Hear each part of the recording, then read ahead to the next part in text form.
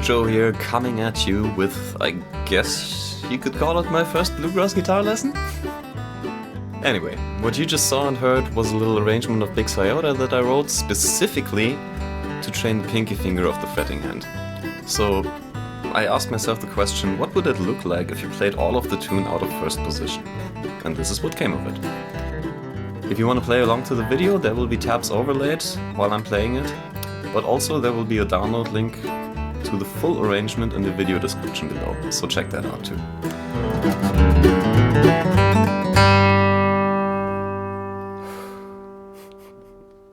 Before we go ahead and break it down though, I want to cover a few basics with you. First and foremost, you want to keep your wrist as straight as possible while playing through the whole thing. What you don't want to do is overextend your wrist either way, like this or like this, because that'll put unnecessary stress on your tendons and on your carpal tunnel when you press down the notes. Number 2, you want to stay as close to the frets as possible with your fingers. So let's try to get this in focus here. I want to place my pinky finger, any finger really, but especially the pinky because this is what this workout is about. You want to place it as close to the fret wire as possible. You're gonna need the least amount of force possible in this position, and your notes are gonna come out sounding nice and clear instead of some buzzy mess like this. You wanna avoid that. So, especially when you start out with this exercise, pay attention to this and try to hit the strings as close to the frets as possible. This is more of a general thing that applies to guitar playing, but it's especially important with this exercise, so keep a close eye on that. And last but not least, number 3, don't cheat.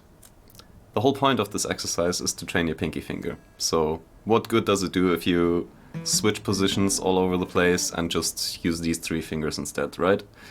So it may be uncomfortable at first. I'm sure you're gonna have some stretching pains while your hand gains the extra flexibility. It takes time, and if the span from the 1st to the 4th fret is too much for you right now, that's okay. It's not a problem. You can just slap on a capo, which will make the scale length shorter, and this distance will be easier to cover.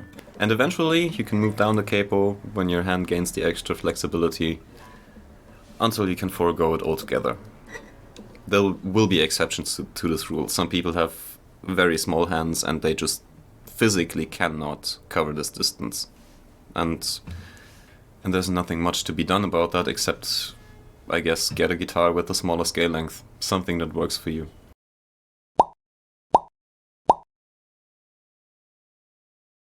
But I digress. Let's get on with it. Let's play through the thing. 2.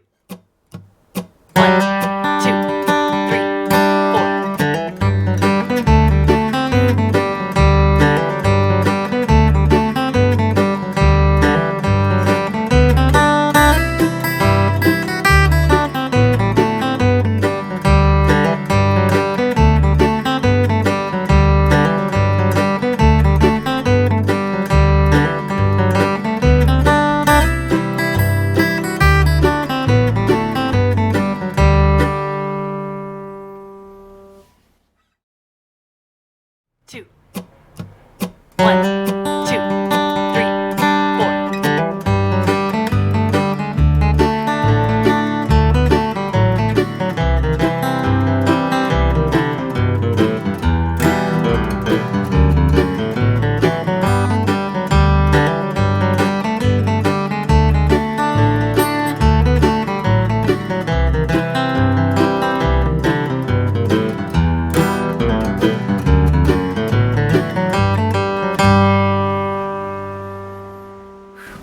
And there you have it, folks. That's Big Fingerbuster, as I like to call him.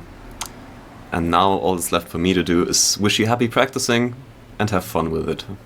If you enjoyed this kind of content, let me know by leaving a like, a comment, and a subscription to my channel. And we may have more of this in the future. Thanks for watching. Bye.